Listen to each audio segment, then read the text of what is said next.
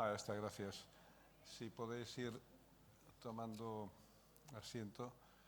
Entonces, dos cambios de última hora en la última sesión. En primer lugar, el doctor Sergio Cánovas tiene una urgencia, está haciendo la intervención ahora en la Risaca y lo sustituye aquí el doctor Pérez Andreu, también de la Risaca. Y luego, por razones logísticas, vamos a invertir el orden de las presentaciones. La primera va a ser la del doctor Parra de Valdecilla, por motivos logísticos y de tiempo, y luego la segunda será la del doctor Taboada, que iba primero y va a ser la segunda. Entonces, sin más dilación, recordar lo mismo, 15 minutos.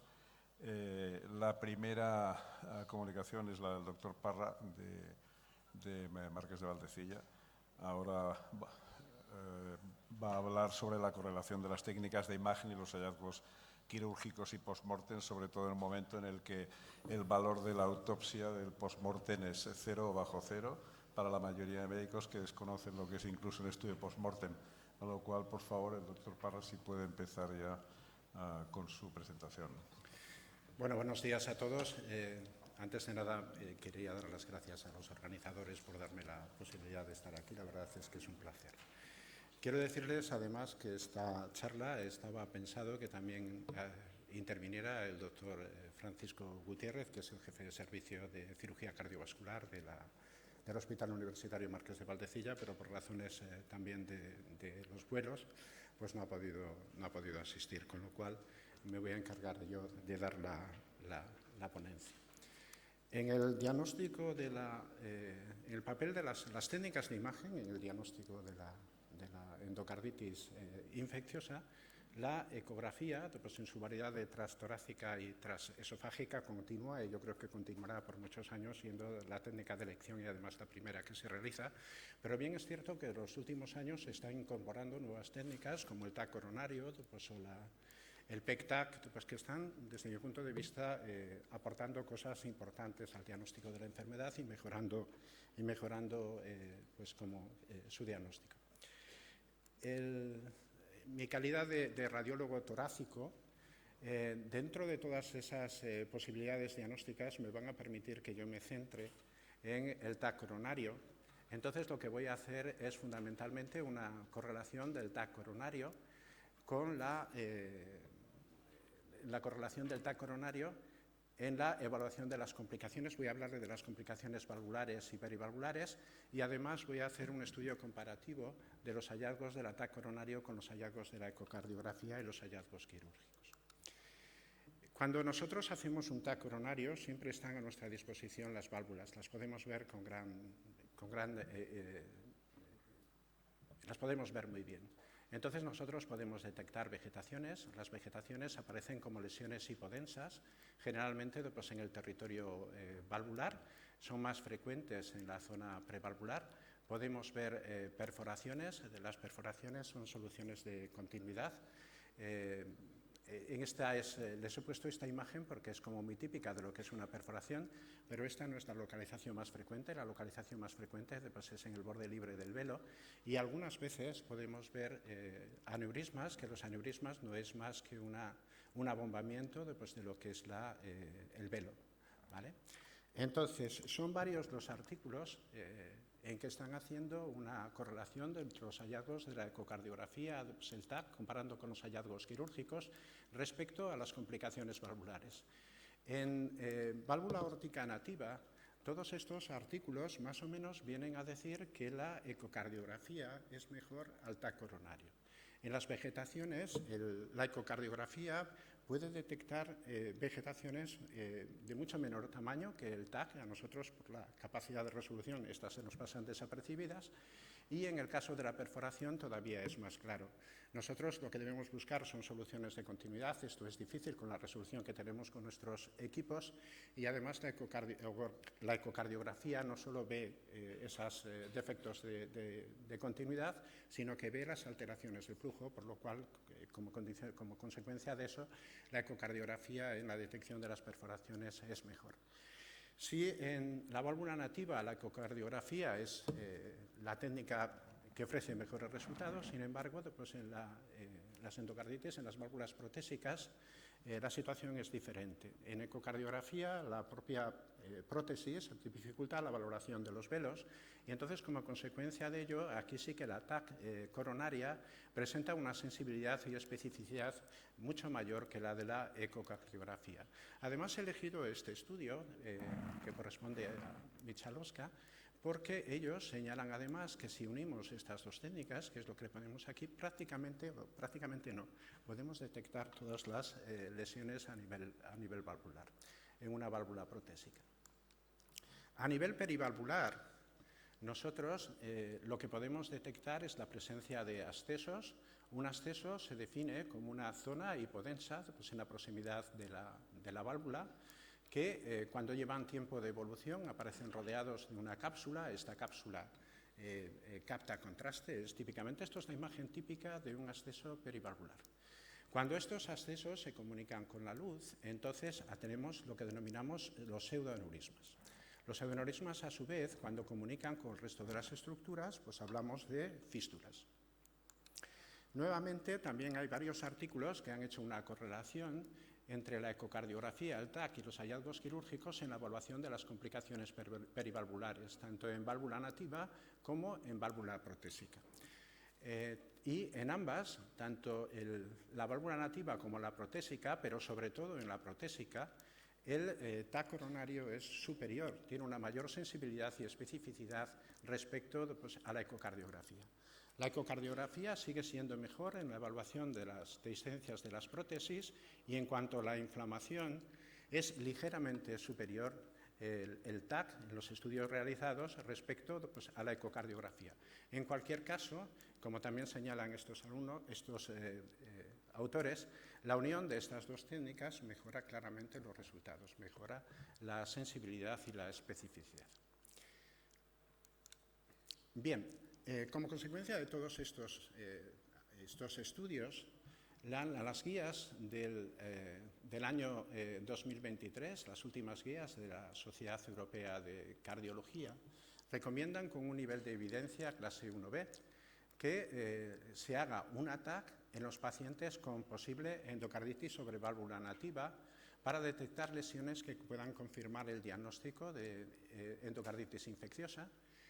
En segundo lugar, recomienda que se puede utilizar una PEC-TAC o pues un TAC cardíaco en pacientes con endocarditis sobre válvula protésica posible para detectar complicaciones valvulares que también confirmen el diagnóstico y que el TAC cardíaco está recomendado en endocarditis sobre válvula nativa y válvula protésica para descartar complicaciones perivalvulares o periprostésicas si los hallazgos en la ecografía pues, no son concluyentes. En estas guías también se recomienda que el TAC cardíaco pues, estaría indicado en aquellos pacientes para el estudio del árbol coronario, con la idea de que se pudiera evitar la realización de una coronariografía. La realización del TAC coronario para el estudio del árbol coronario estaría indicado en pacientes con riesgo de en pacientes de bajo riesgo de enfermedad coronaria.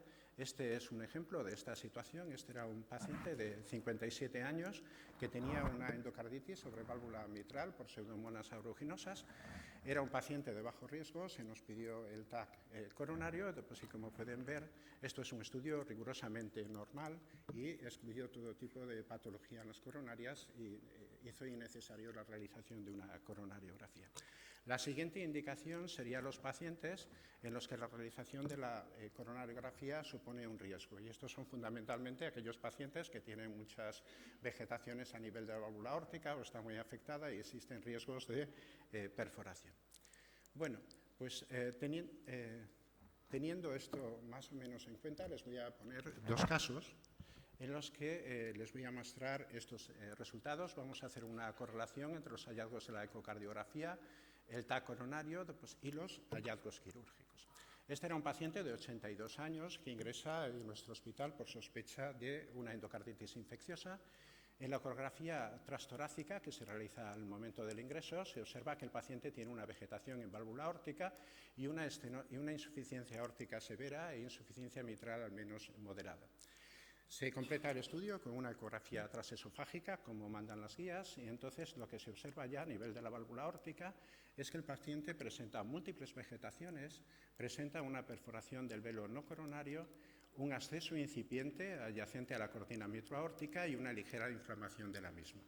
Asimismo, pues, se observa que a nivel de la válvula mitral una perforación del velo anterior y también describen que el paciente tiene una insuficiencia aórtica y mitral severas. En este caso, la indicación del TAC se realizó para descartar patología coronaria significativa. Esto sería un ejemplo de indicación clásica para la realización de un TAC para valorar las arterias coronarias, puesto que la existencia de múltiples vegetaciones aumentaba el riesgo de abscesos e incluso pues, aumentaba el riesgo de perforación. Y también lo que es como en estos momentos hablaban de que había la posibilidad de un acceso incipiente adyacente a cortina mitroaórtica, también querían establecer si había una afectación del espacio perivalvular. Estos son los hallazgos de la TAC. Entonces aquí ven, esto corresponde a la válvula aórtica y entonces vemos múltiples imágenes hipodensas, que son las imágenes que yo les comenté al principio y corresponden a las vegetaciones. En este caso pues, se localizaban fundamentalmente en el borde prevalvular, que es lo que corresponde normal, en condiciones normales. Y después sí que pudimos observar que bueno, nosotros interpretamos que esto era una vegetación y esto pues, correspondía a lo que el ecocardiografista había interpretado como un acceso incipiente. Sí que estaba pues, en contacto pues, en la zona de proximidad pues, de la cortina mitroaórtica. Pues, a nosotros en estos momentos no nos pareció que estuviera inflamada.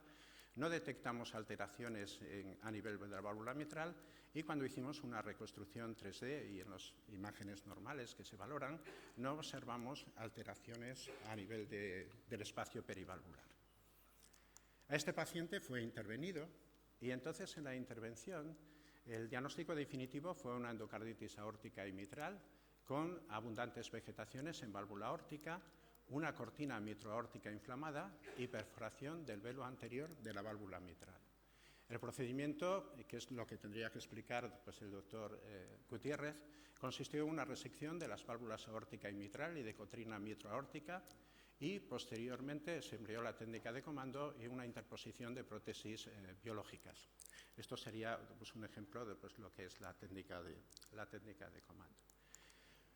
Esto es el resumen de los hallazgos tanto en ecografía TAC y su relación con los hallazgos quirúrgicos. Como pueden ver, la ecocardiografía, tanto la ecografía como el TAC detectaron vegetaciones. Las perforaciones se ven mejor, como ya habíamos comentado en ecocardiografía. La inflamación mitroaórtica sí que fue descrita pues, en el informe de ecocardiografía. Nosotros vimos que había un contacto y la proximidad de una de las vegetaciones, que además era la de mayor tamaño, pero no nos atrevimos a decir que realmente el paciente tenía una inflamación mitroaórtica.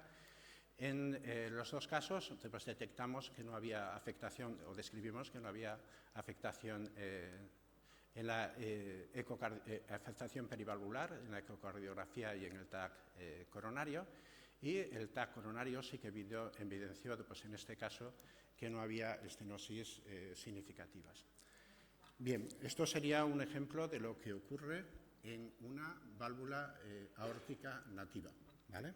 El siguiente caso que les voy a enseñar es un paciente de 68 años con una válvula, con una endocarditis sobre válvula protésica. En realidad era una endocarditis definitiva tardía que estaba producida por el Streptococcus gallolicitus.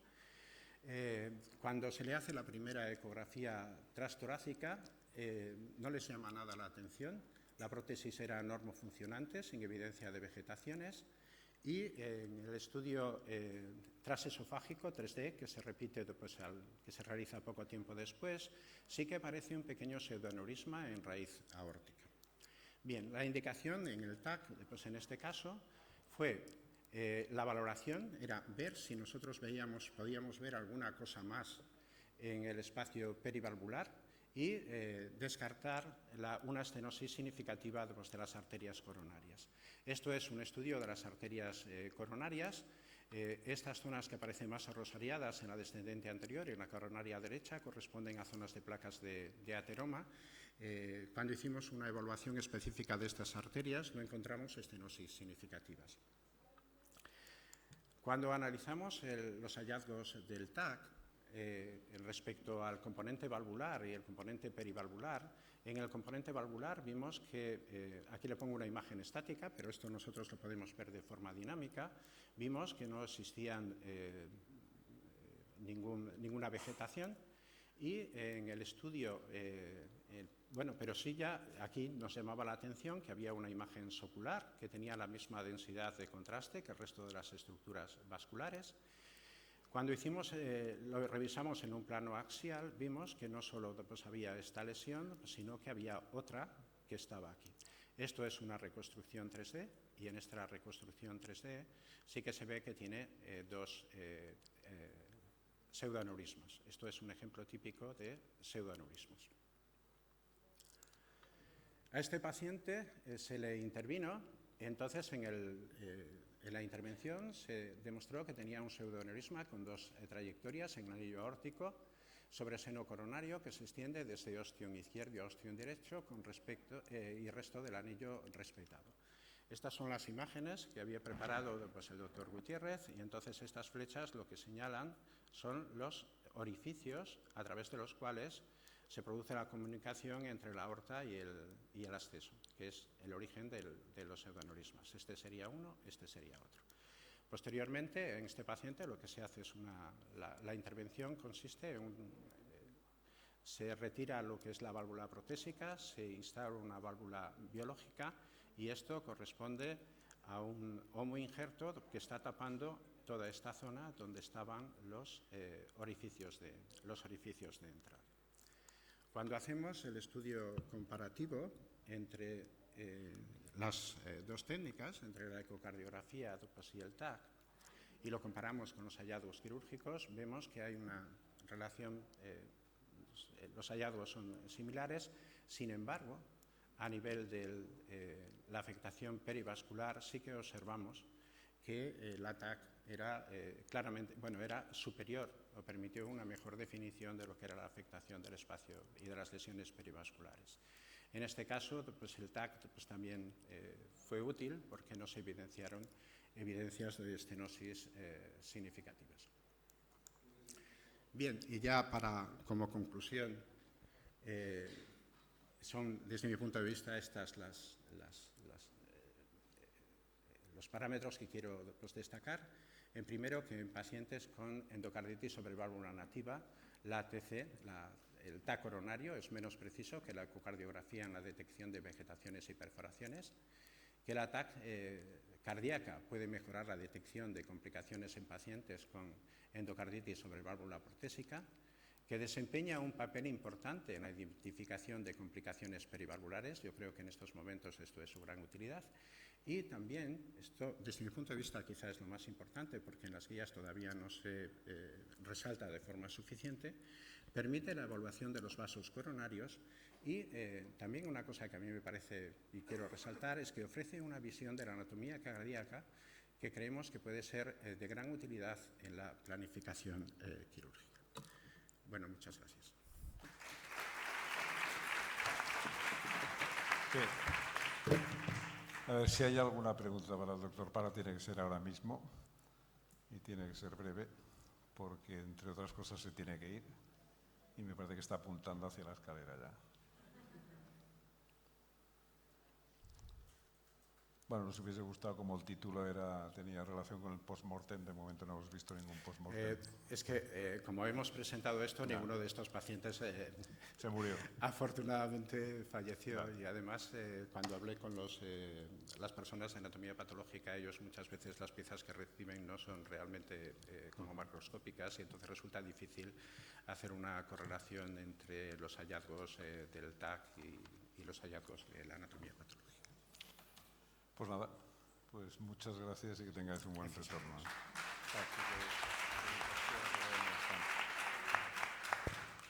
A continuación va a hablarnos el doctor Rubén Taboada. Él es cirujano cardiovascular, muy especialista en cirugía vascular y endovascular, con amplia experiencia en cirugías para la exéresis de prótesis infectadas a nivel sobre todo de la aorta abdominal, y nos va a ofrecer un poco un punto de vista de qué puede ofrecer la cirugía en este contexto.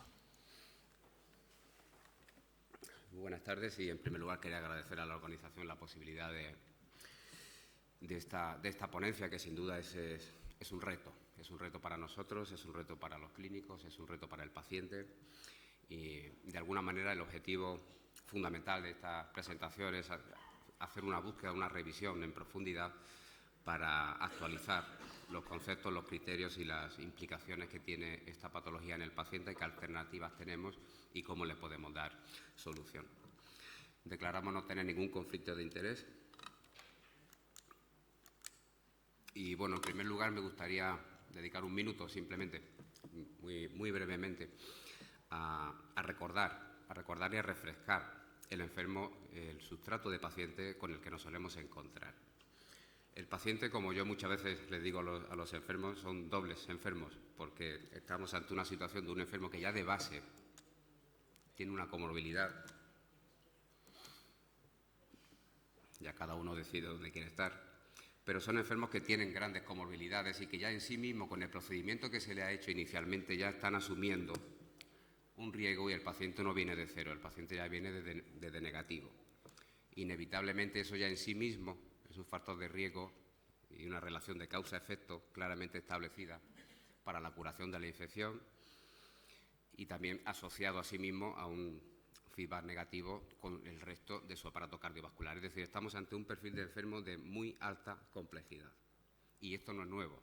Esto es una cosa que sabemos desde hace mucho tiempo. Es más, hay una serie de escalas de riesgo. Nosotros lo utilizamos en la práctica clínica, al igual que se utilizan en otras especialidades y en otras modalidades quirúrgicas para la patología vascular. Tenemos la escala GAS, la escala de Vancouver, el ERAS, el índice de Harman. Este caso en concreto está diseñado para riesgos estimados pre- y perioperatorios de mortalidad para cirugía abdominal, para cirugía de aneurisma, pero simplemente lo traigo a modo de refrescar un poco el concepto de que el enfermo en sí mismo, por la situación que tiene, ya de por sí tiene un riesgo, ¿vale? Ya tenemos un riesgo con ese paciente. Bien, metiéndonos un poquito más en el tema que nos ocupa, en cirugía vascular, cirugía cardiovascular, en todas las cirugías, las complicaciones se pueden asumir de varios puntos de vista. Como yo siempre digo, se puede hacer del todo a la nada, pasando por en medio. ¿De qué dependerá? Intentaremos ir en cada punto de vista, en cada sector anatómico afectado, iremos viendo qué posibilidades y qué alternativas podemos encontrarnos.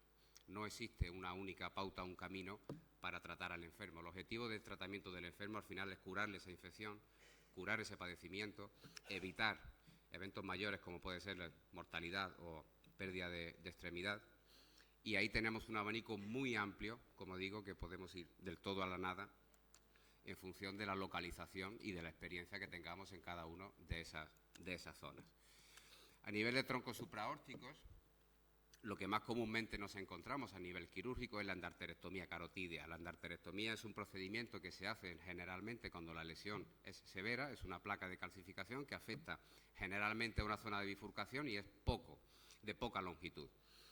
El tratamiento que se hace es una tromboendarterectomía, se quita ese segmento y se repara. Esa reparación se puede llevar a cabo de manera directa con un parche que puede ser sintético, puede ser biológico, puede ser autólogo, puede ser heterólogo, pero lo que más comúnmente utilizamos pues son los parches sintéticos, o bien de Dacron, o bien de pericardio, o cualquier cosa.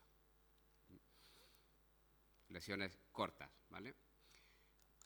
Bien, en este contexto, haciendo una revisión, una búsqueda bibliográfica de sobre todos los estudios y todos los metaanálisis que se han publicado, encontramos un estudio reciente en el que el número de casos descritos con infección vascular en un paciente operado de tromboendarterectomía carotídea recogemos unos 157. No hay estudios prospectivos randomizados, no hay estudios aleatorizados, no hay una evidencia firme acerca de esta patología, porque la mayoría de ellos son casos retrospectivos, por no decir todos, y observacionales, descritos como casos clínicos o como serie de casos.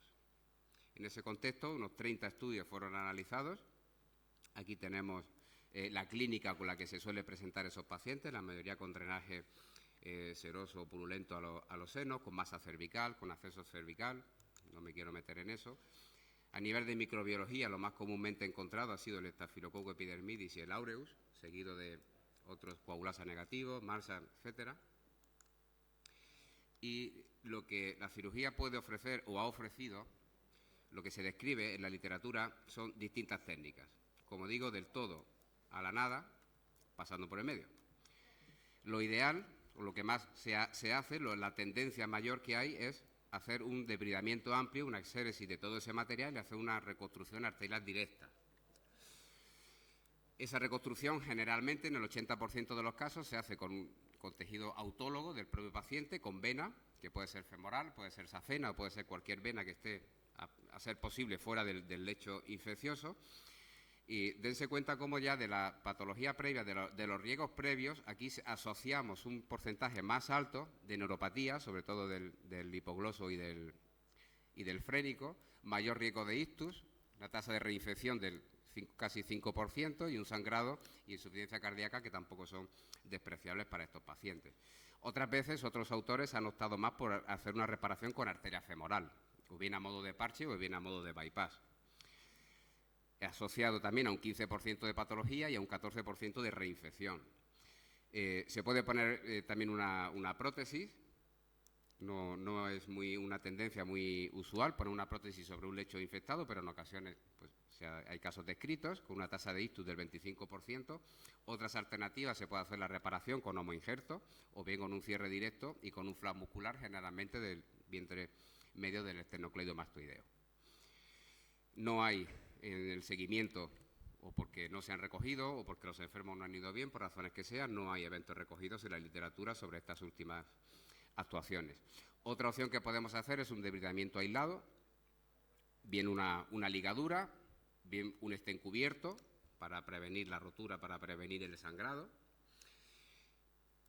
y también asociando esos procedimientos a complicaciones de neuropatía, de insuficiencia cardíaca. Es un lecho que está muy friable, es un lecho que está también tejido cicatricial, la anatomía se distorsiona y no siempre es fácil identificar las estructuras. Y también se opta, como decía antes, a no hacer nada, dependiendo de las características basales de la situación del enfermo. Hay un 20% de casos descritos en los que no se ha hecho nada y las complicaciones más importantes pues, han sido el sangrado postoperatorio. ¿De qué depende que se haga una cosa o se haga otra? Pues depende de varios factores. En primer lugar, el tipo de infección. Y en segundo lugar, una cosa que llama mucho la atención, en el grupo de Stone describieron, que es un autor que lideró uno de los estudios con más pacientes de este metaanálisis, le llamaba la atención, y por eso lo traigo, la experiencia del grupo quirúrgico en relación con la técnica utilizada para la reparación de ese defecto. Y es que, curiosamente, un 68% en su grupo de enfermos se había optado simplemente por el drenaje y antibioterapia intravenosa dirigida, y curiosamente el 76% de esos procedimientos los había asumido cirugía cardiovascular, frente a un 32% de pacientes, el resto, que fueron intervenidos con reconstrucción arterial in situ, definitiva, que fue llevado a cabo por cirujanos vasculares en el periodo de tiempo más o menos similar, haciendo un parche venoso o bien con un injerto de interposición. Pero llamaba mucho la atención, y a mí también me ha llamado la atención ese detalle, cómo la experiencia al final del grupo quirúrgico te va a determinar en qué camino tienes que, por qué camino han ido estos pacientes. Aquí tenemos un ejemplo de una plastia autóloga, aquí tenemos un ejemplo de un colgajo esternocleidomastoideo, el vientre medial se desinserta parcialmente para cubrir todo el defecto y toda la zona de infección. Y esto también puede ocurrir no solamente cuando se hace una endarterectomía carotidia, también ocurre cuando tenemos un stent. Enfermos que se han tratado con stent, hay menos casos, apenas 12 casos en la literatura descritos, y el tratamiento, las alternativas que tenemos son la exéresis y reconstrucción arterial, bien con vena o bien con cualquier otro tejido biológico, la exéresis del stent sin reconstrucción, ictus del 100%, las embolizaciones, cuando se han presentado en forma de pseudoaneurisma o sangrado, la mayoría de ellas se complican precozmente con forma de sangrado, y tratamiento conservador, nuevamente no tenemos constancia de qué ha pasado con esos enfermos en el seguimiento. Así por encima es lo que ocurre con la infección a nivel de troncos supraórticos. ¿Qué ocurre a nivel de aorta torácica y a nivel abdominal? Bueno, afortunadamente, o por desgracia, dependiendo cómo se mire, tampoco hay muchos casos descritos en la literatura, apenas 233 pacientes, todos ellos han sido retrospectivos y son estudios de casos, sobre todo series de casos. No hay una evidencia tampoco firme para establecer unas directrices sobre cuál es la mejor opción, y hemos encontrado 12 estudios para infección protésica y 31 para infección endoprotésica, con casi 4 veces más el número de endoprótesis. ¿Esto qué significa? ¿Que el tratamiento endovascular, las endoprótesis, se infectan más? Quizá no. Quizá esto orienta más a que la prosperidad del tratamiento mínimamente invasivo endovascular ha sufrido un auge tan exponencial que se tratan más enfermos de manera endovascular que de manera convencional, sobre todo a nivel torácico. No creo que sea una cosa que el problema, que no es que el tratamiento endovascular en sí mismo sea un factor de riesgo para el desarrollo de estas infecciones. La clínica con la que suelen presentar, con fiebre, sangrado, embolias sépticas. Y bueno, aquí tenemos las alternativas que se han descrito como posibilidades para el tratamiento de esta entidad. Aquí, de las 3 opciones que considerábamos antes, entre el todo, la nada y el paso medio, el paso medio aquí no está descrito, no se contempla. El no hacer nada, el tratamiento conservador y la exéresis y la resección parcial de ese tejido no está descrito porque tiene una alta tasa de complicaciones a nivel hemorrágico y a nivel de supervivencia. Esto les pido disculpas, es un error. Tratamiento conservador, la supervivencia al año no es 0%. Como digo, la reparación arterial in situ se puede hacer o bien con una prótesis impregnada. Se dispone en el mercado de prótesis impregnadas en antibiótico, como la rifampicina, o también la podemos incluso hacer nosotros, manteniendo esa prótesis inmersa dentro de un lecho, dentro de un líquido con rifampicina, dejando que se impregne unos 20-25 minutos. También hay otras prótesis que van impregnadas en plata y hay otras que van en carbón. Es decir, la industria sabe un poco que hay ciertas zonas anatómicas en las que no siempre es posible establecer un tejido biológico autólogo del propio enfermo, y ya se encarga de investigar sobre material protésico susceptible de ponerse en estas localizaciones para poder luchar contra una infección. Las prótesis que van impregnadas tienen una tasa de reinfección en torno al 20%. Otra alternativa que se puede hacer es el implante de un homoinjerto de cadáver, que son técnicas son más complejas, tienen una mayor mortalidad a corto plazo, pero mucha mejor supervivencia a medio y largo plazo. El enfermo va mejor y con menos tasa de reinfección. Y el seroinjerto, que también es una técnica que está en auge en los últimos años, que es hacer una nueva arteria, una arteria de novo, ya sea a nivel de la aorta en este caso, con parche de pericardio, con cualquier otro tejido biológico que no sea humano. Como digo, es una técnica que se está implementando desde hace un tiempo.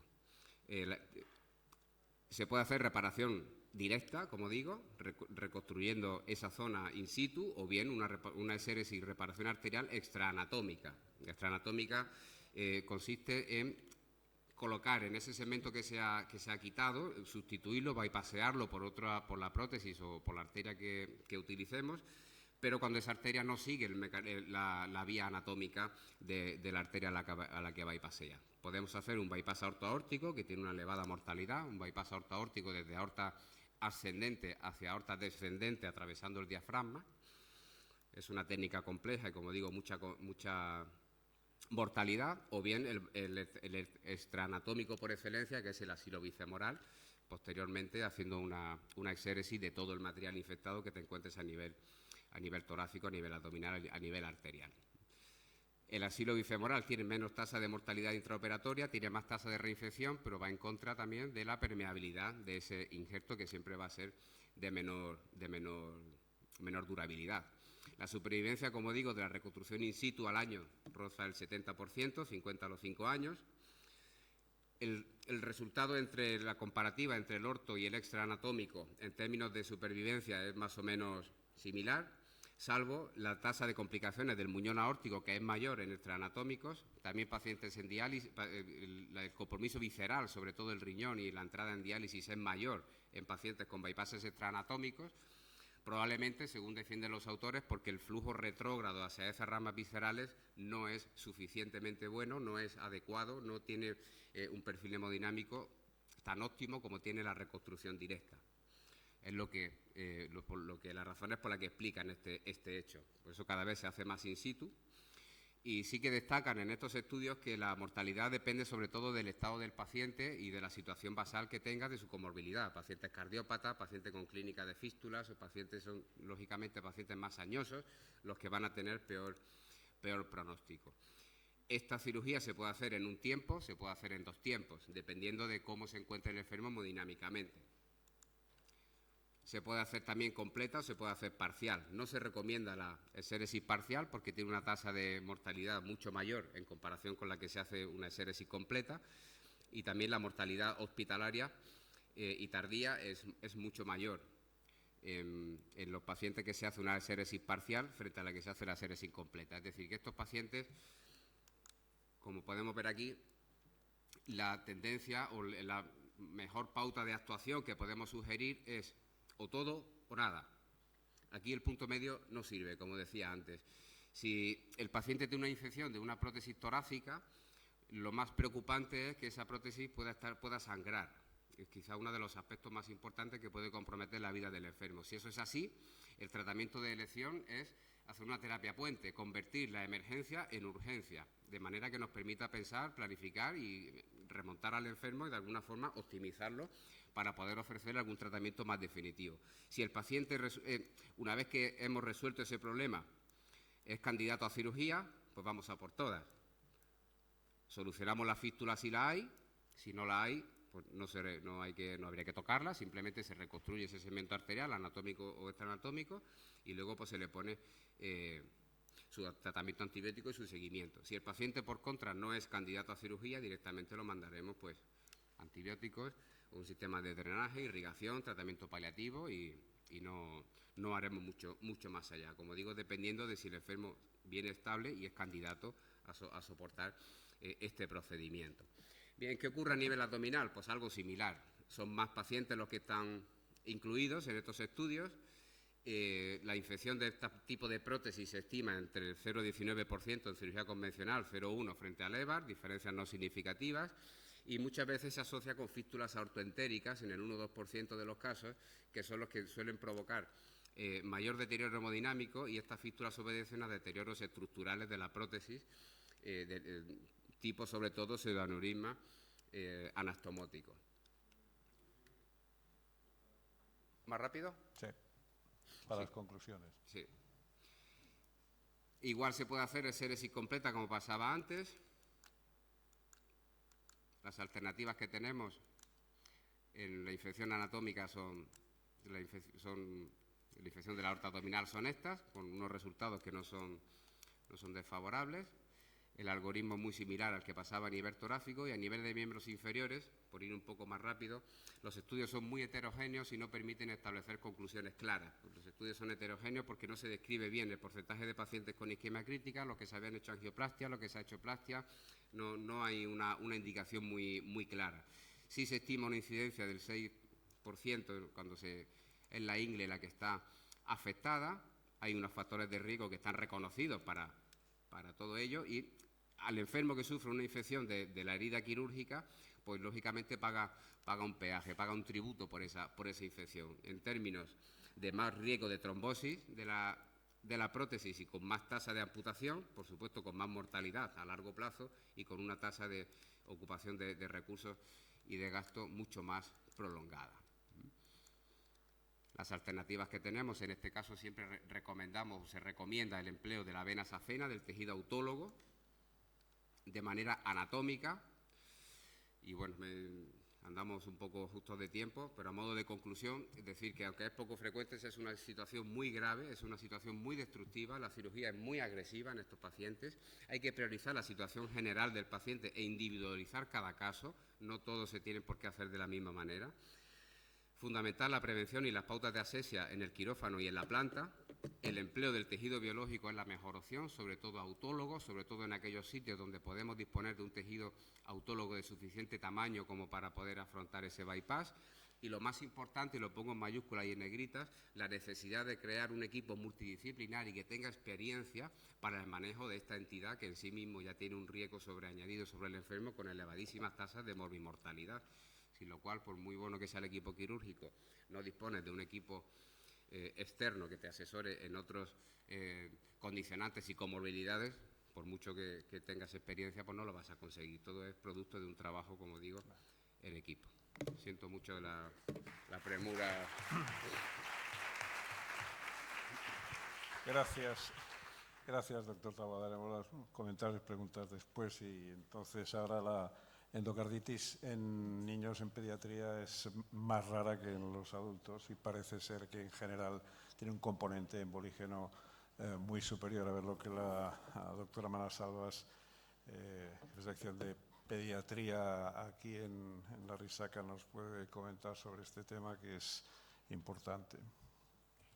Bueno, lo primero, no soy la jefa de pediatría, ¿vale? Soy la coordinadora de infectología pediátrica. Más o menos. Bueno, muchas gracias al comité organizador, a Elisa, sobre todo por permitirme estar aquí. La verdad es que han sido para mí 2 días súper interesantes, por hacer un hueco a la pediatría en vuestro congreso y, bueno, muy, muy importante por poder ser la telonera de mi jefe, que está sentado entre el público, el doctor Bouza. Espero estar a la altura. Me he sentido tan nerviosa preparándolo como cuando era residente en el Marañón.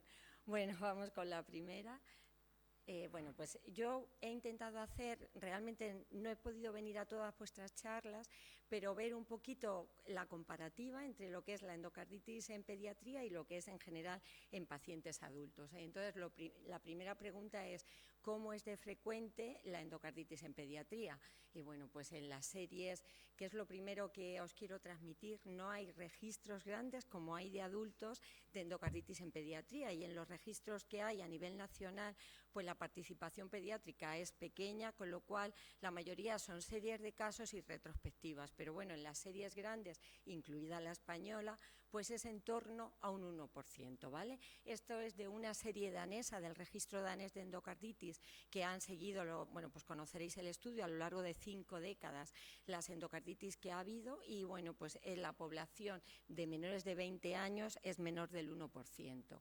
Entonces, bueno, muy importante, la primera noción es que hacen falta registros pediátricos. Y aunque la incidencia es muy pequeña, no todos los pacientes pediátricos tienen el mismo riesgo de tener una endocarditis. Como veis, pues aproximadamente los casos que hay es entre 0,1 y 1 por 100.000 habitantes, pero si nos centramos en los pacientes con cardiopatías congénitas, las series largas de seguimiento de enfermos con cardiopatías, que de aquí sí que hay más trabajos hechos, pues esto se multiplica pues casi por 100. Es aproximadamente 6 de cada 1.000 menores de 18 años de incidencia acumulada y unos 11 por 11.000. En cuanto a la edad, pues la mayoría, más de la mitad, son niños mayorcitos, más de 10 años, pero hay una proporción que varía y que probablemente está aumentando hasta de un 15% en los menores de 1 año, que ahora veremos que tiene unas características diferentes. Y luego otro dato es si están aumentando o no. Realmente en algunas series parece que sí que ha aumentado últimamente, pero probablemente sea porque se diagnostican mejor y también por la mayor supervivencia de los pacientes con cardiopatía congénita, y en el otro extremo porque hay otro tipo de pacientes a riesgos, ¿vale? Bueno, pues en la serie que veis a mano derecha es una serie americana muy amplia de 20 años y se ve que con respecto a la primera década de este siglo, con la segunda se duplica la incidencia de aproximadamente 2 por cada 10.000 ingresos a 4. ¿Vale? Entonces, ¿cuál es el grupo de pacientes que tiene más riesgo de tener una endocarditis? Pues los pacientes que tienen alguna cardiopatía congénita. La enfermedad reumática, la valvulopatía reumática, prácticamente ha desaparecido de las series en los países desarrollados. Todavía se describe algún caso en países en vías de desarrollo, pero es muy, muy, muy infrecuente en la actualidad en nuestro medio. En la misma serie anterior que os he dicho danesa, pues dependiendo de las décadas, la última no es muy valorable porque hay muy poquitos casos, ¿vale? Pero en los menores de 18 años pues varía entre el 50 e incluso el 80% de los casos descritos. Luego hay otro gran grupo actualmente que además está cogiendo pues más importancia, que son los pacientes que son portadores de catéteres, y entre ellos pues aquí el grupo de los prematuros o pacientes oncológicos o con patologías crónicas que necesitan catéteres de larga duración es importante, y es muy poco frecuente en niños sanos o en niños en los que no sabemos si tienen algún factor de riesgo que no llegamos a describir, pues menos del 10% habitualmente. Estos son series recientes, pues para que veáis, incluida la del grupo Games, que es en torno al 50-60% de los casos de endocarditis en población pediátrica tienen una cardiopatía congenitada, igual el continente y el país. Y ahí también veis, pues mirar las series, el número es anecdótico comparando con los de adultos. Solamente hay una serie en la que hay más de 3.000 casos, que es de más de 40 hospitales en Estados Unidos, ¿vale? Entonces, lo siguiente que os quería comentar es la endocarditis nosocomial. En las series en las que lo estudian por separado, pues es el grupo más importante. Aproximadamente entre un 40 a un 60%, depende también de la definición, si incluyen todos los relacionados con la asistencia sanitaria o solo las nosocomiales puras, de las endocarditis en los niños están relacionados con la asistencia sanitaria, con lo cual hay pues, bueno, una oportunidad de mejora importante. Y con diferencia de los otros pacientes, pues veis que son niños más pequeños, de hecho en la mayoría de las series más de la mitad son menores de 2 o de 1 año y hay una proporción en torno a un 25% de prematuros, tienen pues más de la mitad llevan catéteres, muchos han estado sometidos a cirugía cardíaca o otro tipo de cirugía y en general son pacientes más enfermos con una comorbilidad importante y como veréis más adelante con una mortalidad también más importante. ¿Y cómo diagnosticamos las endocarditis en los niños?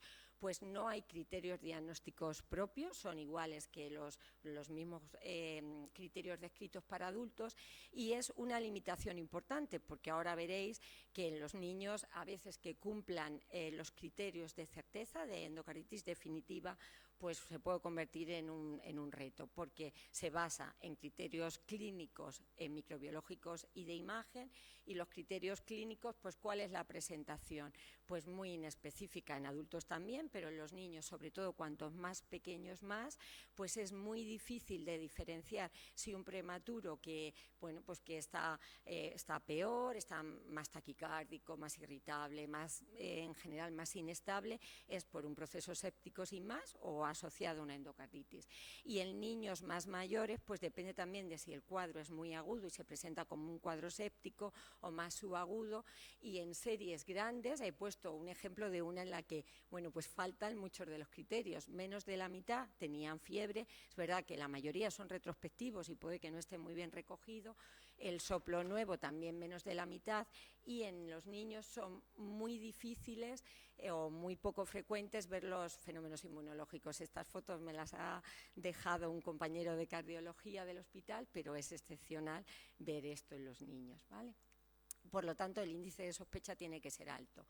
Y vamos con las pruebas de imagen. Bueno, después de la charla anterior, que ha sido estupenda, pues en los niños pues también disponemos de las mismas pruebas de imagen que en los adultos, pero tienen una serie de peculiaridades. Cuando la endocarditis está tan clara como en estos dos casos, una endocarditis tricuspidea en un paciente que llevaba un catéter o una endocarditis mitral en un paciente que se diagnosticó en ese momento de la endocarditis de un triatum, pues es relativamente sencillo, pero no siempre son fáciles de ver las imágenes. La principal prueba diagnóstica en los niños es el eco transtorácico, porque en general en niños que no han sido sometidos a cirugía previa, que tienen un peso, que no están obesos, y en los pequeñitos pues suele haber una buena ventana, con lo cual la sensibilidad es bastante alta. ¿Qué pasa? Que muchos de los niños que tienen cardiopatías congénitas complejas, muchos tienen ya cirugías paliativas previas, tienen pues SUN, tienen algunos conductos y muchas de las imágenes son muy difíciles de interpretar. El eco transesofágico tiene en los niños una dificultad añadida y es que hace falta la sedación, incluso en los muy pequeños puede haber incluso dificultad técnica, ¿vale? Con las sondas y con adaptar al tubo, puede haber problemas de compromiso incluso de vía aérea. Y el PET-TAC, pues es verdad que ha supuesto una herramienta muy buena porque, bueno, pues igual que ayer se comentó en los adultos, en los niños permite muy bien ver no solamente la localización, ¿no?, sino que también el estudio de extensión pues permite ver embolias a distancia, que además añade un criterio, con lo cual puede pasar a definitivas muchas endocarditis que antes hubieran cumplido criterios de posibles problemas. Bueno, pues la sedación igualmente, que en los niños siempre es otra cosa añadida, y la preparación, las ayunas, la dieta especial en los niños pequeños. Y siempre los pediatras tenemos muy en cuenta la radiación, el someter al niño pues a radiación. Este es nuestro gran caballo de batalla, ¿no? Los hemocultivos pediátricos, todos los que hayáis trabajado en el infantil y los microbiólogos que hay aquí, pues es dificilísimo obtener varios sets de hemocultivos en los niños. Están en contra los niños, los familiares, la enfermería e incluso pues, los propios pediatras. Entonces, lo habitual en los hospitales infantiles es sacar una o como mucho 2 extracciones. Y el volumen es importantísimo, tanto en adultos como en niños, ajustarlo al peso, porque vemos niños desde 600 gramos a 60 o 70 kilos. Entonces, es muy, muy importante. Esto es, bueno, pues un plan de mejora que hicimos junto con microbiología dentro del PROA infantil para intentar un mínimo de volumen. Esto, bueno, pues es muy importante. De técnicas moleculares no os voy a decir nada, ya lo ha dicho todo Mercedes, pero también ha supuesto una ayuda importante. Entonces, con todo esto, pues veis que supone un problema añadido, ¿no? Con lo cual hay que tener un alto índice de sospecha, sobre todo en niños que tengan algún factor de riesgo. ¿Y cuál es la etiología en los niños con respecto a los adultos? A ver, en general no hay grandes diferencias, pero sí que es verdad que en las series pediátricas hay mayor proporción de endocarditis por Staphylococcus aureus y, bueno, pues Streptococcus especies, sobre todo en los pacientes que tienen cardiopatías congénitas. En la serie del centro os he señalado una serie de casos relacionados con la asistencia sanitaria y aquí es donde cobran más importancia pues otros microorganismos, el coagulasa negativo, la cándida, y en todas las series pediátricas pues hay entre un 5 y un 10%, en alguno un poquito más, del grupo ACET, sobre todo quinguelas en niños más pequeñitos, en lactantes. Entonces, bueno, pues más o menos este sería el quesito más o menos de la etiología. Siempre aureus y además creciente, Streptococcus. La tasa de cultivos negativos en las series más antiguas llegaba a un 30%, pero ahora la verdad es que la mayoría están entre un 10 y un 15%. ¿Y qué complicaciones tienen los niños? Pues los niños con endocarditis se complican y se complican bastante. Aproximadamente la mitad de las complicaciones son cardíacas y la otra mitad extracardíacas. Dentro de las cardíacas, la insuficiencia cardíaca es mucho menos frecuente que en pacientes adultos, pero probablemente porque la endocarditis derecha es muchísimo más frecuente, sobre todo es relativamente frecuente la valvulopatía pulmonar, que es muy extraño en series de adultos, y entonces eso probablemente condiciona que haya menos insuficiencia cardíaca. Si se retiran los pacientes que tienen cardiopatías congénitas de base, el riesgo de insuficiencia cardíaca y de fallo cardíaco es igual que en las series de adultos.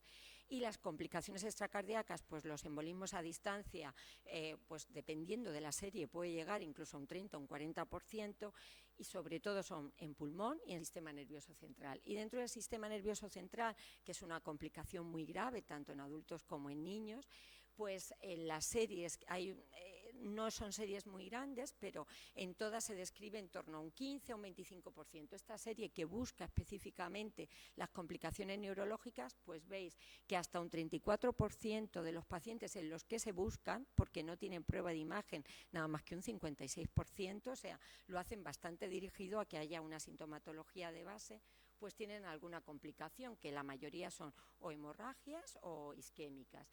De ellos, un 20% son asintomáticos, con lo cual, bueno, pues lo hacen porque en la prueba hacen un screening previa cirugía o por alguna otra razón.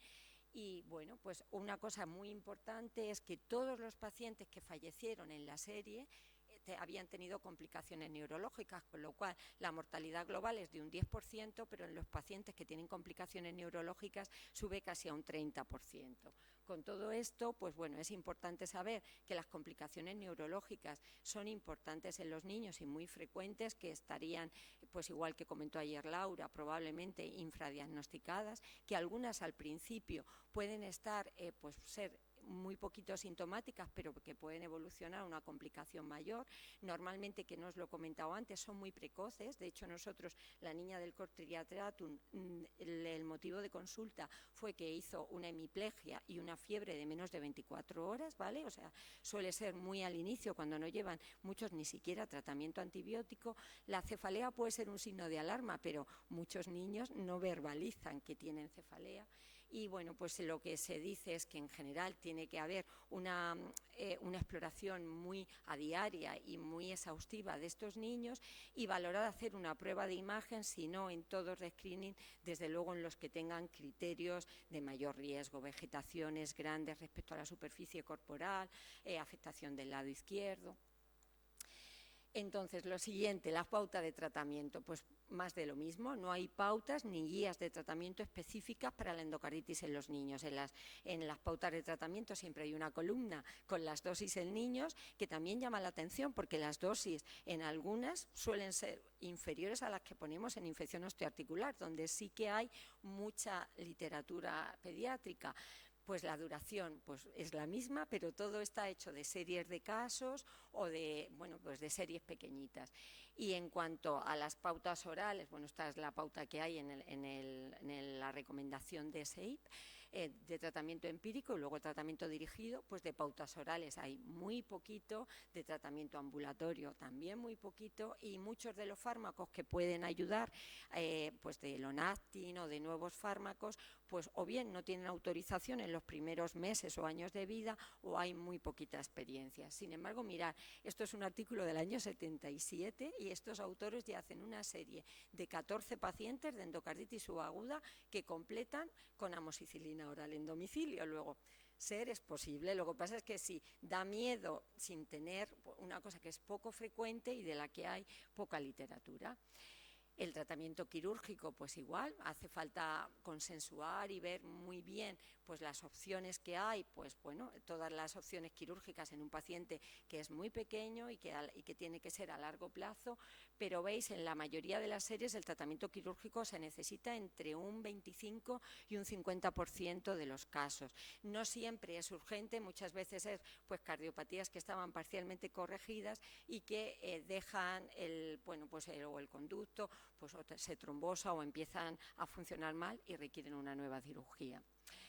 ¿Y cuál es la mortalidad? Bueno, para cualquier pediatra, la mortalidad, y desde luego para cualquier padre, la mortalidad debería ser cero. De hecho, la mortalidad de las infecciones en pediatría es asombrosamente baja, y bueno, pues para lo que estamos acostumbrados los pediatras a manejar, estos datos son malos. La mortalidad es mucho mejor o mucho más baja que en adultos, pero es alta, y sobre todo es muy alta, si lo veis, en las endocarditis de adquisición nosocomial casi se triplica el riesgo, las endocarditis por aureos, y un factor protector es que el paciente tenga una cardiopatía congénita, probablemente pues por la localización o porque los pacientes que no la tienen otros factores de riesgo de comorbilidad añadida que aumenta la mortalidad. Entonces, peor pronóstico sin cardiopatía congénita, si es un aureus o si están relacionadas con la asistencia sanitaria.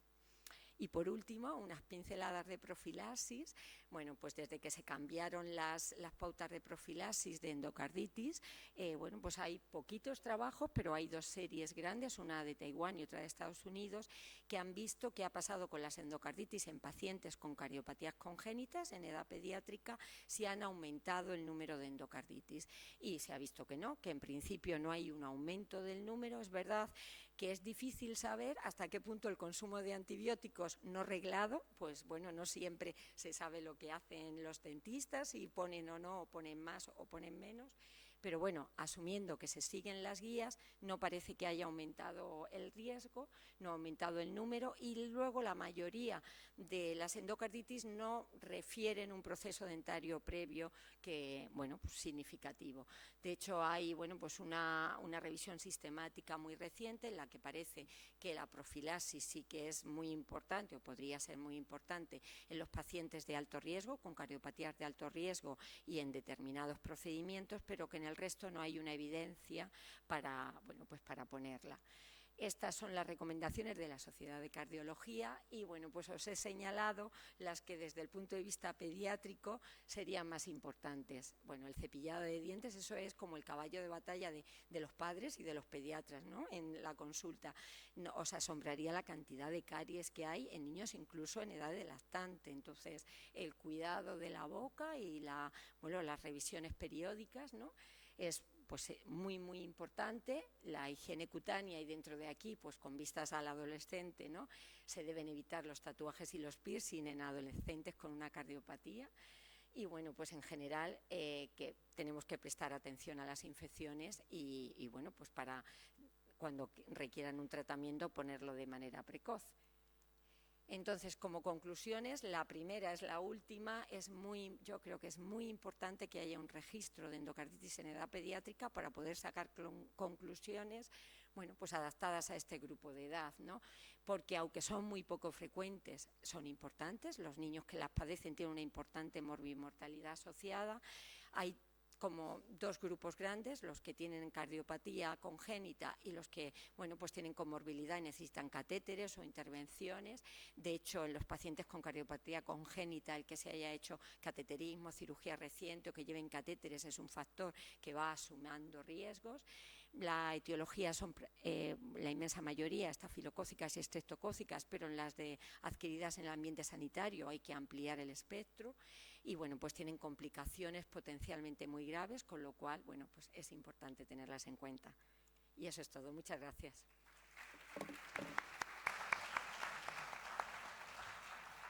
Gracias. A ver, si hay alguna pregunta para los ponentes, tiene que ser una, máximo dos, no corta lo siguiente, porque así podemos proceder a la última sesión del Congreso.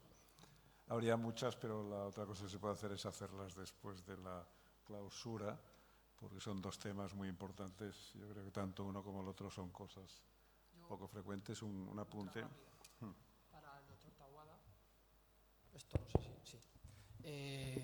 paciente con fístula ortoentérica está claro que hay que ofrecérselo todo respecto a ese espectro de o todo o nada, y el paso intermedio. El paciente con 80 años, diabético, deprimida, operado hace un año de un bypass arteriofemoral y que tiene un pequeño exceso en la ingle, y las compañías de infecciosas nos dicen que el PET-TAC capta por completo, le tenemos que ofrecer una exéresis del injerto completo hasta la anastomosis y poner un homoinjerto. Según la guía clínica, sí. A ver si puedes hacer un pequeño comentario respecto a eso. Según la guía clínica, según las recomendaciones, y lo que vas buscando es el tratamiento y la erradicación de la infección, o bien un homoinjerto o bien cualquier otro tipo de técnica que implique la retirada de ese material protésico y la colocación en su lugar de uno que sea capaz de resistir esa infección. Lo que sí está claro que el hacer una exéresis parcial, que muchas veces nos encontramos que tienen infecciones localizadas, te da la cara o se manifiesta más como fístulas cutáneas y tendemos a hacer debridamientos parciales de esa zona y preservar otros restos de prótesis que están más a nivel aórtico porque no queremos meternos en ese jaleo. Esa no es una alternativa porque la tasa de reinfección y mortalidad es mucho más alta.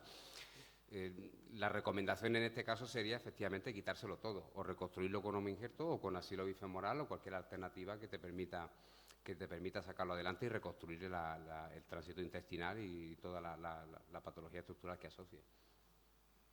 Bueno, pues muchas gracias y seguiremos la discusión luego. Entonces, oficialmente le hemos robado 5 minutos a la conferencia del doctor Juan Gálvez y, por tanto, vamos a llamar al profesor Emilio Bouza, que es quien este año nos va a dar lo mejor del año en la literatura en la conferencia de nuestro buen amigo y compañero doctor Juan Gálvez, y que es la que se dedica en su memoria. El profesor Bouza tiene la palabra, asumiendo que él será mucho más puntual que nosotros. Muchas gracias. Muchas gracias a todos por la invitación. Esta es siempre la satisfacción de ver una iniciativa de hace 20 años convertida en una realidad 20 años después y que sigue funcionando.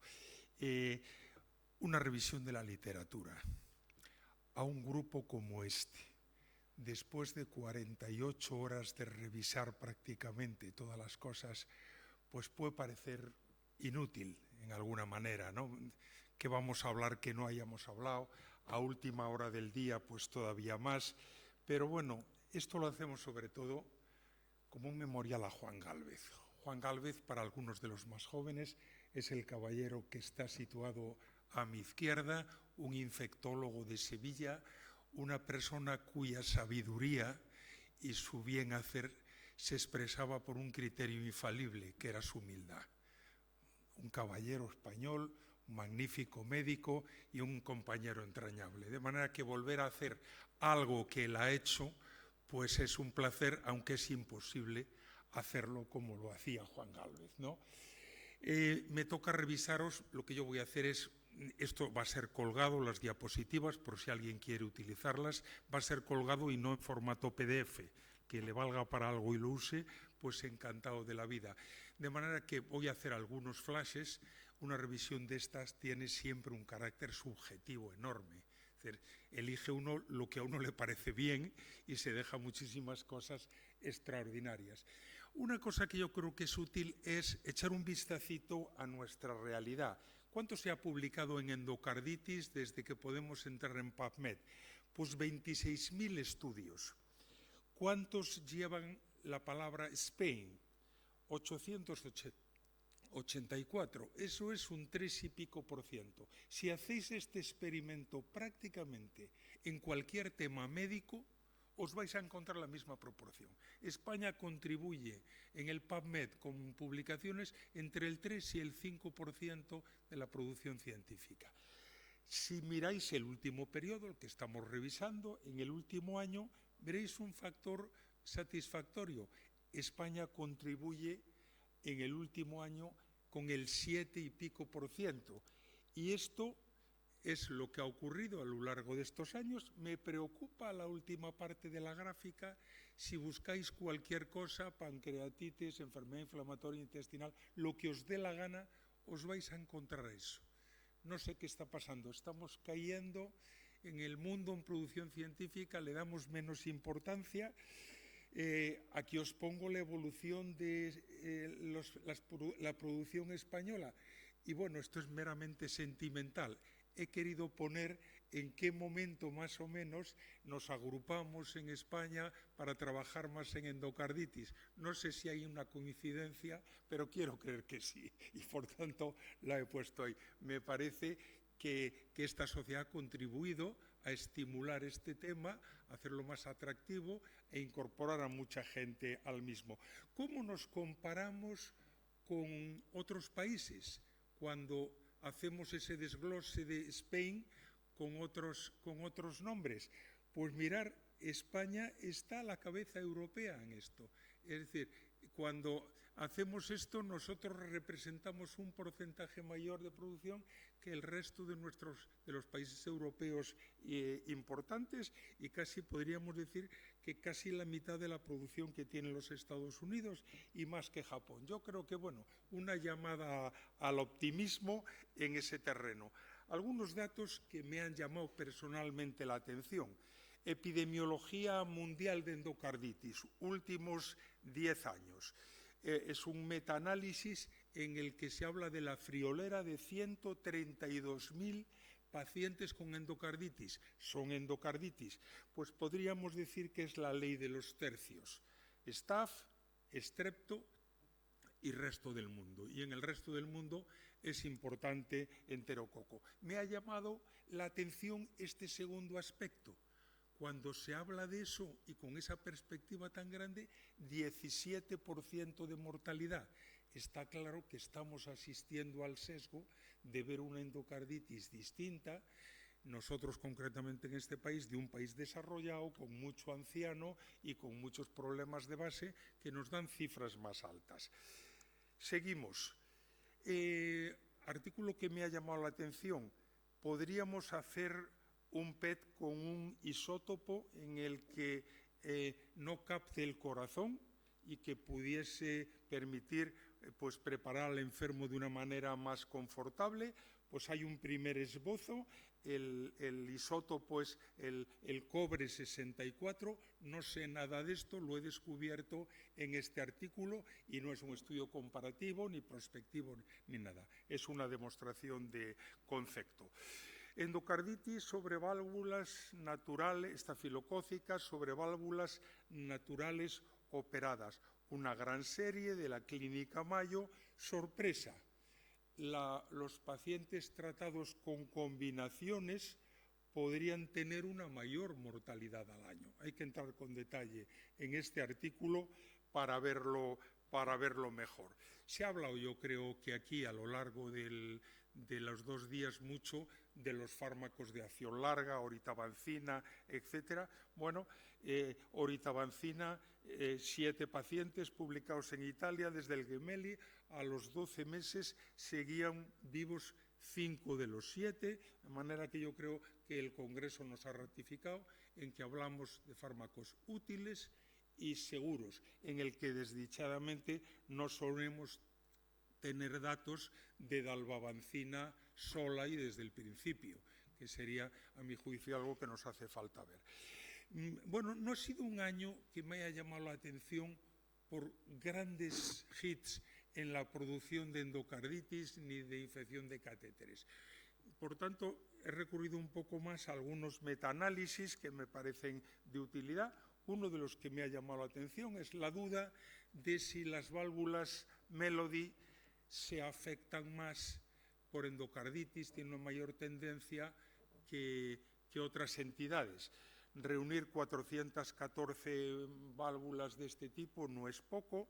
La incidencia de endocarditis en esta serie fue del 17%, me parece que muy elevada, y que la mayor parte de ellas son tardías, a los 2 años después, es decir, no inmediatamente postprocedimiento. De manera que me parece que es un tema que yo por lo menos he aprendido. Hay revisiones para todos los gustos y con todas las variables, pero endocarditis uni o multivalvular. Me ha sorprendido la cifra, aproximadamente un 20% de las endocarditis son multivalvulares y las multivalvulares básicamente van peor. ¿Podemos predecir los riesgos de embolias cerebrales? Con alta precisión, evidentemente no, pero revisiones como estas de 3.500 estudios incluyen en el metaanálisis 35, solo 9 son prospectivos, y veis que aureus, el que aumente la vegetación, el ser hipertenso, la fibrilación, etc., hay una serie de criterios que aumentan ese riesgo. Bueno, este estudio con relaciones de causalidad entre endocarditis y osteomielitis, honradamente, cuando lo vi, yo me ha parecido la obviedad. Digo, esto yo creo que esa relación está demostrada, pero me ha parecido que las cifras son útiles. Un 14% de las osteomielitis tienen debajo una endocarditis y un 6% de las endocarditis se asocian con una osteomielitis. Bueno, valgan esas cifras. Reparar o sustituir endocarditis, válvulas mitrales con endocarditis. Coleccionar 4.600 enfermos no debe de ser fácil. Básicamente, las reparaciones se asocian a la misma supervivencia e incluso a mayor supervivencia a largo plazo, con las mismas reintervenciones. El sesgo está claramente en quién elige a uno para reparar y a quién hay que sustituir. Pero bueno, valga este dato como que a mí lo que me queda es cuando un cirujano considera que se puede hacer una reparación mitral en endocarditis, no está haciendo una barbaridad, está haciendo algo que se asocia a un pronóstico razonable. Se puede hacer trombectomía en ictus embólicos en endocarditis, se puede.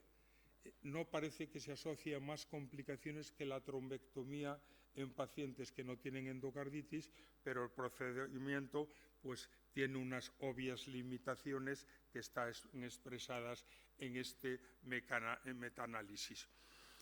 seguridad y eficacia del tratamiento domiciliario. Yo creo recordar que lo comentó alguien ayer claramente y me gustó esa cifra, que me parece que alguien que ponía ayer la diapo se fijó en lo mismo que yo. 0% de mortalidad durante el tiempo que se está administrando el tratamiento antibiótico en casa. Parece que es una idea a transmitir a la pregunta del paciente al que vamos a mandar a casa que me ha parecido útil. ¿Qué me ha descubierto a mí como duda esta revisión? Pues algo que comentaba ayer con Nuria es,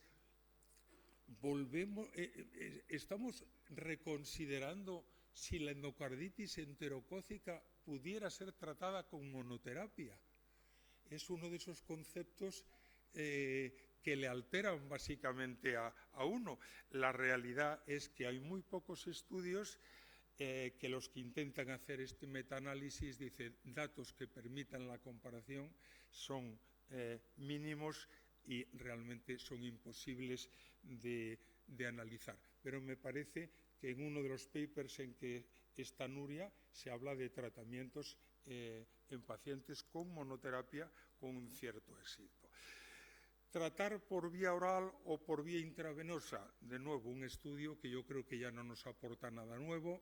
Esto lo tenemos establecido. Creemos que prácticamente no conocemos ningún estudio en que la terapia oral haya ido en contra de la idea que todos vamos aceptando y que cualquier estudio que se hace sobre esto termina en la conclusión. Es seguro y igual de seguro y al menos con los mismos resultados. Bueno, relaciones, metaanálisis de los antibióticos y los procedimientos dentales. Pues al final también 30 estudios seleccionados, 1 millón de casos de endocarditis, jolín, hablamos de cifras en las que solo 5 estudios encontraron un cierto efecto protector y algunos de los estudios sugieren que tras las modificaciones en profilaxis pudiera estar aumentando la incidencia de endocarditis. Quede ahí como área de sospecha. ¿Qué ha publicado España? Pues 29 estudios que he podido ver en este tiempo. Volvemos a lo que hemos comentado, la DALBA, yo creo que no hay que decir muchas más cosas. España tiene los casos suficientes, pero veis que en series que con Italia se hacen sobre este tema, solo 6 casos de dalbavancina habían sido dalbas desde el primer momento. Otro estudio sobre dalba, os lo guardo ahí, desde que decides dar a alguien dalbavancina con los criterios que todos utilizamos, mientras la recibe durante ese tiempo, la mortalidad tiende a 0. Endocarditis sobre prótesis aórtica, manejarlas con TAVI o manejarlas con cirugía. Al final parece que no hay diferencia sustancial y que por tanto reemplazar una válvula con TAVI, una endocarditis con TAVI o con cirugía prácticamente es lo mismo. Sí que hay diferencias en cuanto a los grupos de población, el riesgo de recaída, etcétera, etcétera. Voy un poquito deprisa para terminar. Esto es lo que os comenté antes de Nuria. Las teicoplaninas en pacientes, las teicoplaninas en monoterapia en pacientes con endocarditis por enterococo. Me parece que es un terreno que nos va a obligar a pensar y a darle una vuelta a todo esto. Se ha revisado también la endocarditis como enfermedad en pacientes con enfermedad renal terminal. Y una de las ideas es esto que significa. Aquí lo pongo porque el origen del paper me ha llamado la atención y probablemente muchos de vosotros lo conocéis, pero para mí ha sido nuevo. Los autores, que no son exactamente el grupo Games, españoles, tiran del conjunto mínimo de datos básicos de España.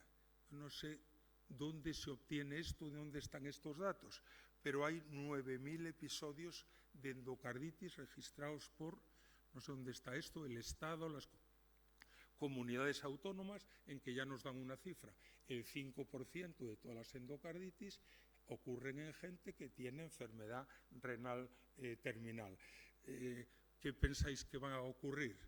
Las cosas van peor, la cirugía es menos frecuente y estamos ante un grupo que es un factor de riesgo, evidentemente, en el manejo de la endocarditis.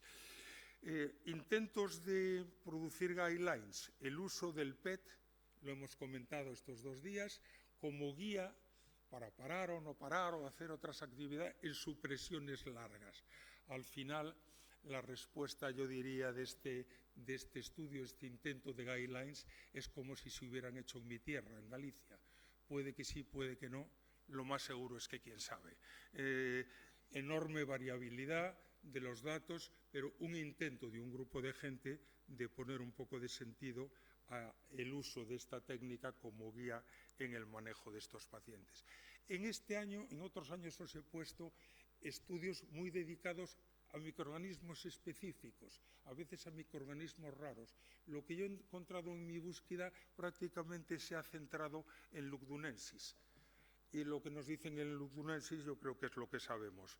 Más mortalidad, endocarditis de mayor riesgo, con un porcentaje muy importante de Lugdunensis asociados o a la asistencia sanitaria o al lecho nosocomial. De manera que...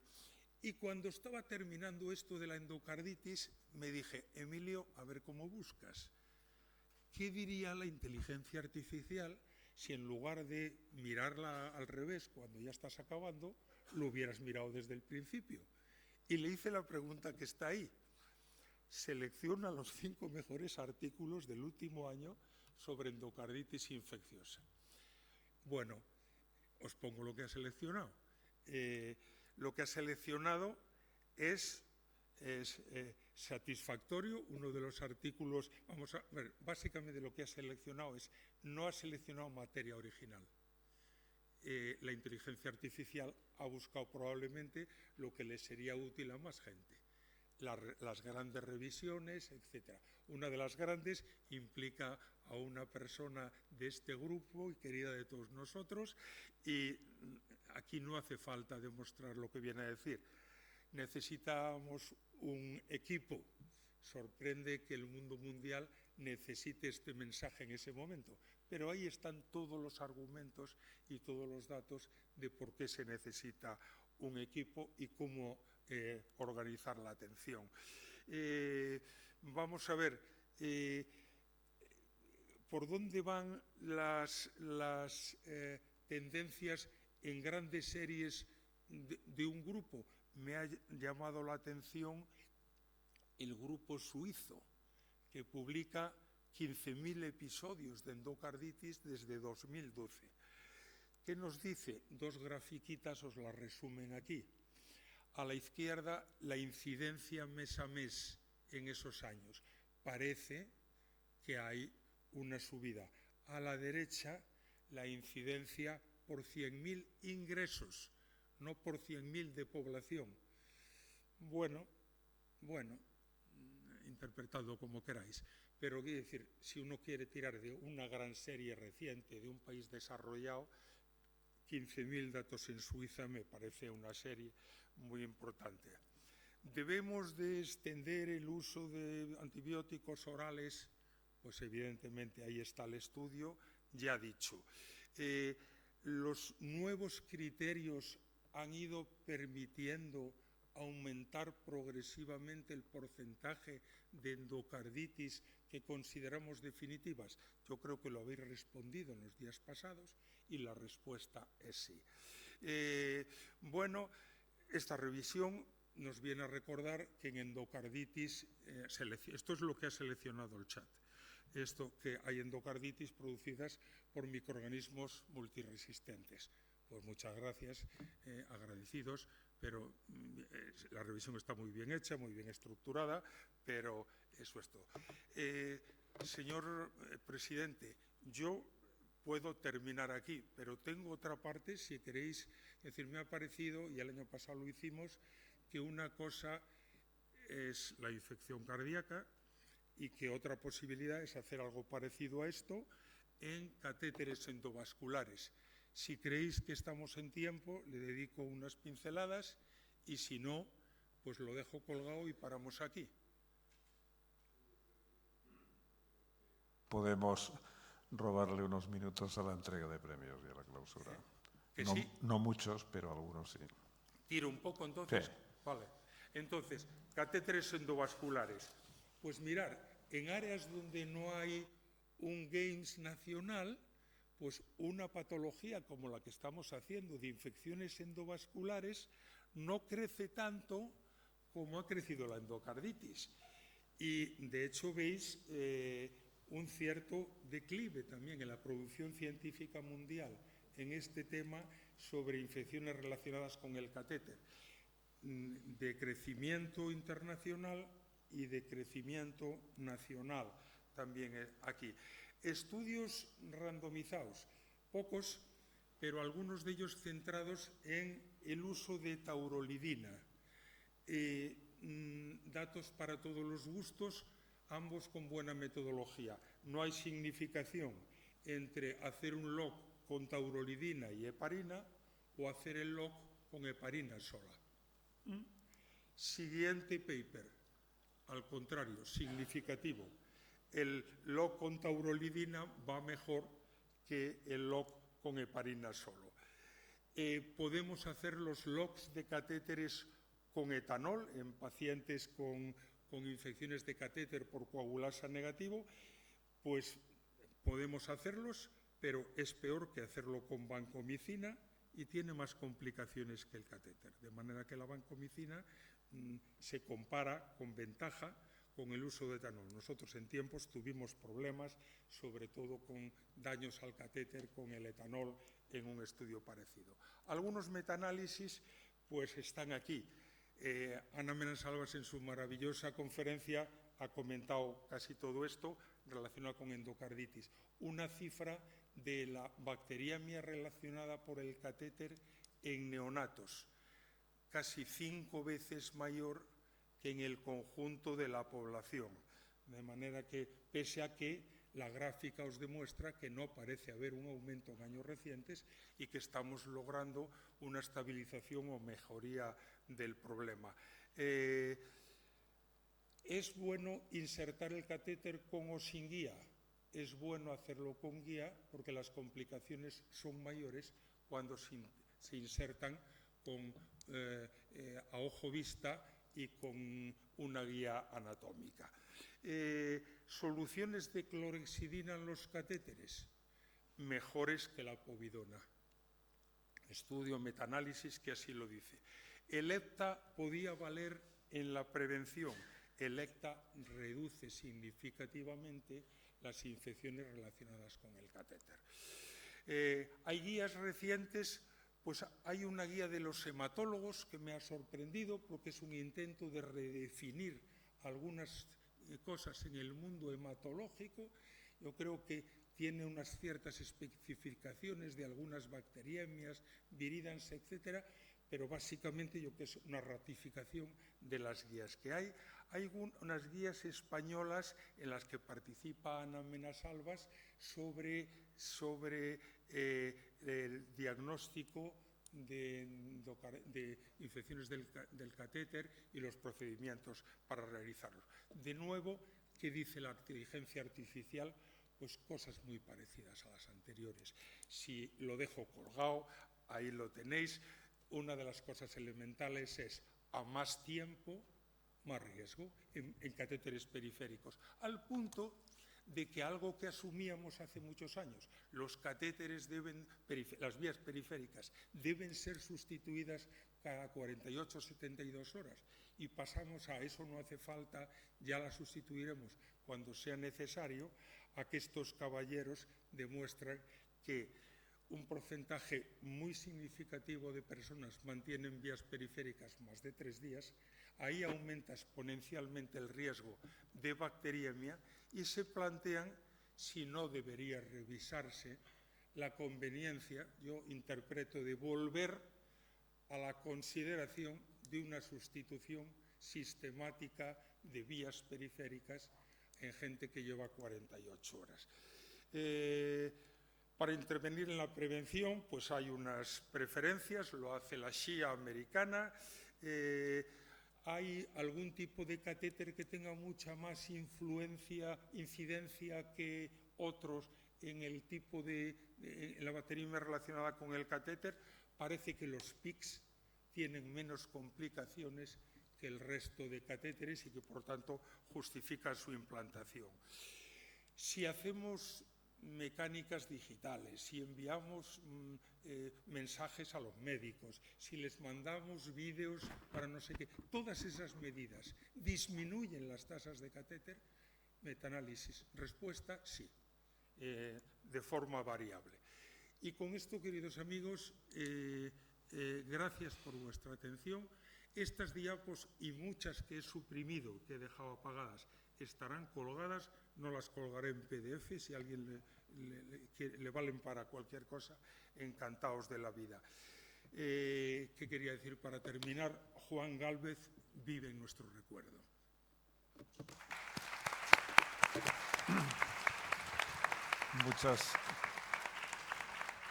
Muchas gracias al profesor Bouza, como siempre. Nos ha permitido acabar en tiempo y creo que a los que estamos sentados en esta mesa no nos corresponde la tarea de clausurar el Congreso. Por tanto, yo creo que el presidente saliente y el entrante, si están por aquí, creo que el presidente entrante se acerca para acabar con el Congreso de este año y para invitarnos al del año que viene.